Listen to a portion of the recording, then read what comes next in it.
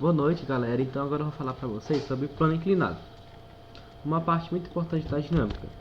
Para entender isso aqui, eu espero que você tenha assistido a aula passada, que eu falei sobre as leis de Newton, porque agora eu vou falar sobre as aplicações da lei de Newton. Então vai ser muito importante que você tenha visto aquela aula, para ter já um embasamento e saber das leis de Newton, porque aqui eu vou usar muito a segunda lei. Então é muito importante eu fazer uma sequência de 3 aulas sobre as aplicações. Plano inclinado, que é essa aula, aplicações em blocos, que vai ser a aula que eu vou lançar amanhã, e elevadores, que eu também vou lançar amanhã. Então, qual é o conceito do plano inclinado? Seria meio que um objeto que estaria numa rampa. Esse objeto, em vez de estar se deslocando horizontalmente, sem um ângulo, em vez de estar deslocando em uma superfície reta, ele está se deslocando em uma superfície que tem uma certa inclinação, como você vê aqui, uma certa inclinação θ. Esse θ seria o ângulo, ou seja, essa rampa, junto com o solo, vai formar um ângulo. Por isso que a gente chama de plano inclinado, porque está formando um certo ângulo. E esse ângulo não vai ser aleatório, ele vai servir para alguma coisa. Então, no plano inclinado, nós costumamos trabalhar não com o peso, mas com as componentes do peso. Eu tenho aqui um vetor. O vetor, tá aqui o vetor. Esse vetor aqui. Eu posso decompor ele em outros dois vetores.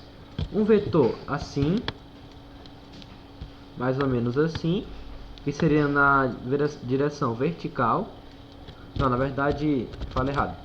Bom, se eu tivesse um vetor assim, eu posso decompor ele em em duas componentes. Eu posso decompor ele nessa componente, que seria a componente vertical, e eu poderia compor nesse vetor, que seria a componente horizontal. Então eu poderia decompor esse vetor em dois. Ficaria mais ou menos assim, um vetor aqui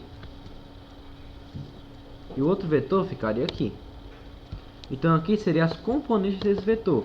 Eu sempre posso fazer isso com o vetor, colocar ele em componentes. Com o peso não seria diferente. Eu fiz as componentes desse vetor. Tá aqui o peso. Eu fiz a componente vertical e fiz a componente, na verdade, fiz a componente horizontal e a componente vertical, que no caso seria o px e o py. Então é mais para agora eu vou deslocar isso aqui para esse triângulo aqui, porque você percebe que aqui tem o p, aqui tem o py e aqui eu poderia colocar o px, porque é o mesmo vetor daqui. Então você percebe que aqui também é outro vetor. Aqui é o vetor px. O px também está aqui. E você percebe que aqui há um ângulo de 90 graus.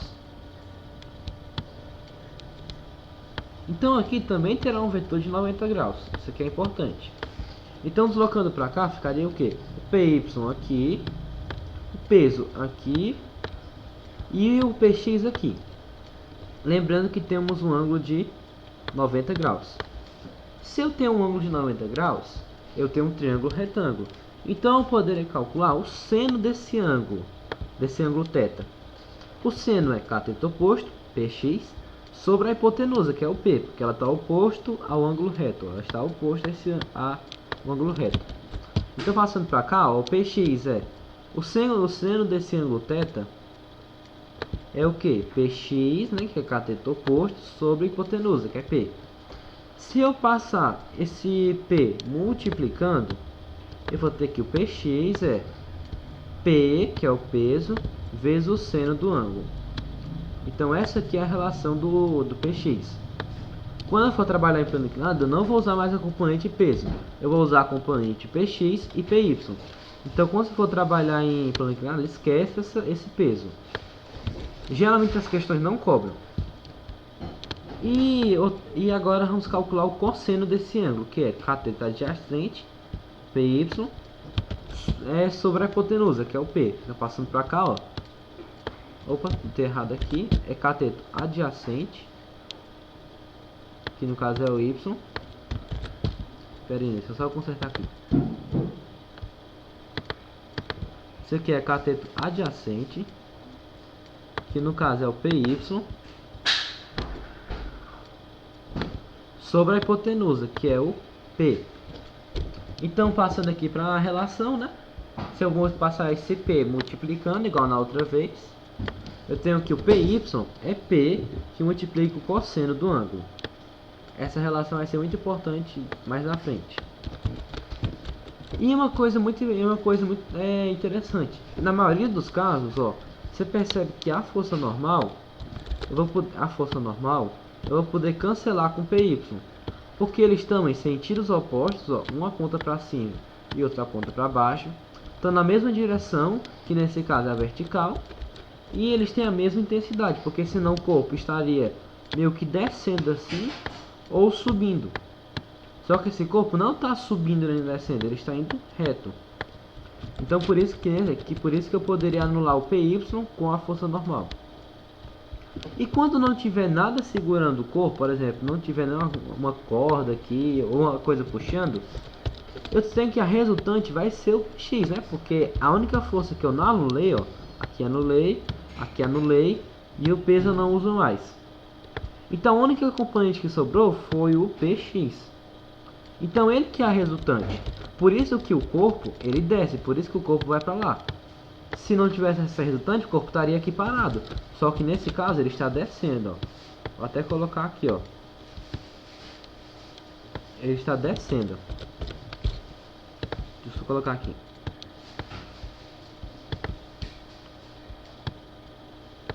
Eu tenho que esse corpo tem uma certa aceleração para baixo, porque ele está descendo. Então, quando acontecer que a resultante for o PX, eu vou passar para cá, ó. Ou seja, se o PX for a resultante, a gente vai ter o que? A resultante, né, na segunda lei de Newton é massa vezes aceleração. Eu espero que você tenha visto a aula passada para entender melhor. Só que o PX, né, P vezes o seno, então eu vou substituir aqui, P vezes o seno. Só que eu tenho que o peso é massa vezes gravidade. Então eu vou substituir aqui, fica massa vezes gravidade vezes o seno do ângulo é igual a massa vezes a aceleração. Então eu posso cancelar aqui, ó, massa com massa. Então eu vou ter o que? Que a aceleração, ó, é gravidade sobre o seno vezes o seno do ângulo. Para que eu vou utilizar isso aqui? Bom, você simplesmente poderia calcular normal, mas isso aqui economiza muito tempo. Numa prova que a gente vai ter que fazer 10 questões em um tempo reduzido, mais 10 questões de literatura, isso aqui vai ser importante, porque em vez de você ter que fazer todo o processo de calcular a força resultante a partir do PX, tu só usa isso aqui, ó, que a aceleração é gravidade vezes o seno do ângulo. Geralmente ele dá o ângulo e pede aceleração, porque a gravidade ele sempre dá nas questões, que quase sempre ele diz que é 10 metros por segundo ao quadrado. Geralmente ele dá na questão que a gravidade é isso aqui. Então ele vai pedir ou a aceleração ou o ângulo. O ângulo eu não vi ainda nenhuma questão pedindo ângulo, mas é o que ele pede mais mesmo é a aceleração. Então agora vamos passar para o exercício, porque não adianta nada você saber o conteúdo sem fixar. Então vamos lá. Determine o módulo da aceleração dos corpos na situação esquematizada abaixo. Adote gravidade igual a 10 metros por segundo ao quadrado. Eu coloquei assim porque não deu certo colocar o quadrado. E ainda mais, o fio e a polia têm massa desprezível, então eu não vou considerar a massa do fio nem nessa polia aqui. Isso aqui seria uma roldana, uma polia é a mesma coisa que uma roldana. E não há atrito, porque se tivesse atrito ia esculhambar o negócio, porque com atrito é outra área que ainda vamos ver. E ele diz que esse ângulo aqui é igual a 30 graus, então vou colocar aqui, ó, θ, espera ainda, é igual a 30 graus. Antes de mais nada, eu vou fazer todas as forças que atuam em cada corpo. Porque para eu fazer as questões de lei de Newton, de dinâmica, eu acho que 90% dos casos eu vou ter que fazer a resultante das forças. Eu vou ter que ver quais forças atuam. Então vamos lá. Quais as forças que atuam aqui? Bom, no corpo aqui atua a força normal para cima. Eu não vou usar mais o peso, lembre, eu vou usar os componentes do peso, que é o PY e o PX. Então esqueço o peso aqui esqueço o peso. Então eu tenho a força normal, a força PY, que é na mesma direção da força normal. Eu vou ter o PX apontando para baixo. E eu vou ter a tração. Por quê? Porque aqui temos um fio, ó. Isso aqui tudo é um fio. Então por isso que eu vou ter essa tração, porque aqui é um fio. Então sempre que temos um fio, vai ter tração. Agora no corpo B, eu vou ter o peso dele apontando para baixo. Ah, mas por que eu não vou trabalhar com as componentes do peso? Eu só trabalho com as componentes do peso quando o corpo estiver aqui, ó. Aqui sim eu trabalho com as componentes do peso. Mas aqui não, porque eu não estou... Aqui não tem ângulo, né? Aqui eu não estou no plano inclinado. O objeto está simplesmente aí. E eu também vou ter a tração, né? Porque aqui tem um fio. Então vai ter tração. Aí eu fiz a resultante. Agora você percebe que eu posso cancelar a força normal e o PY. O que ele pede? Ele quer a aceleração. Então, ou o corpo está descendo, ou o corpo está indo para cá. E para resolver essa questão, eu tenho que saber se ele está indo para cá ou se ele está indo para cá. Isso que você tem que saber na questão. Você percebe que esses dois corpos eles têm a mesma massa, né? Então, consequentemente, eles têm o mesmo peso. Então, você concorda que se esse peso for maior que esse PX, então ele vai estar descendo. Por quê? Porque aqui ele vai atrair mais, porque aqui vai ser mais pesado, digamos. Agora, se o PX for maior, então ele vai estar descendo. Então, meu dever é saber se ele vai estar subindo ou descendo. Então, vamos lá calcular. Primeiro, vou ter que calcular o peso, né? Porque, lembra lá, ó. Cadê? Tipo, deixa eu colocar aqui a fórmula. Lembra aqui, ó, que o PX, ele é peso vezes o seno do ângulo. Então eu vou ter que saber quem é o peso para descobrir o PX. Então vamos lá descobrir quem é o peso aqui. O peso, ele é massa vezes gravidade, aceleração da gravidade. Então vamos calcular o peso de A. É a massa dele, que é 2 kg, tá aqui, vezes a gravidade, que ele mandou adotar como sendo 10.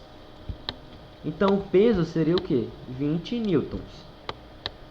Agora a partir daí eu vou calcular o PX, que é peso vezes o seno do ângulo. Então vamos lá, quem é o peso? 20 newtons. E quem é o θ? É 30, né? Ele falou aqui. E quem é o seno de 30, que ele deu na questão? É 0,5. Então vamos lá. Ele é o peso, 20, vezes o seno de 30, que é 1/2. Eu vou poder cancelar aqui com aqui. Aqui fica 1. E aqui fica 10. 10 vezes 1 é 10. Então a minha resposta é 10 newtons. Então você percebe, só para tirar dúvida, ó, aqui, quanto que é o peso, né? Massa, 2, vezes a aceleração, que é 10. Então, como eu falei, o peso aqui é igual, ó. O peso aqui é 20 newtons. Então, ó, você percebe que o peso é 20 newtons, né?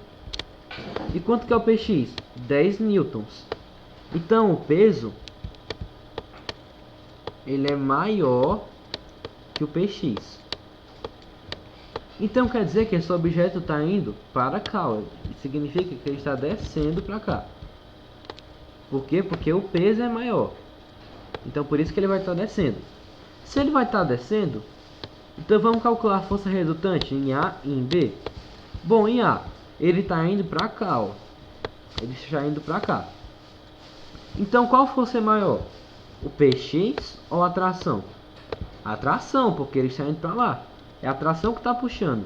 Então vamos lá, a força resultante é a tração, que é maior, menos o PX, ó, menos o PX. porque ele está indo para cá. Se ele estivesse indo para cá, aí seria o contrário, seria o px menos a tração, só que ele está indo para cá. E a força resultante é o que? Massa vezes aceleração. Para o corpo B, eu tenho que ele está indo para onde? Está descendo para cá. Então eu vou ter aqui o que? Que o peso é maior que a tração. Então o peso menos a tração é igual a massa de B vezes aceleração. Espera aí, então, deixa eu só apagar aqui para não ficar muita coisa. Só um momento. Então ele está descendo para cá, né?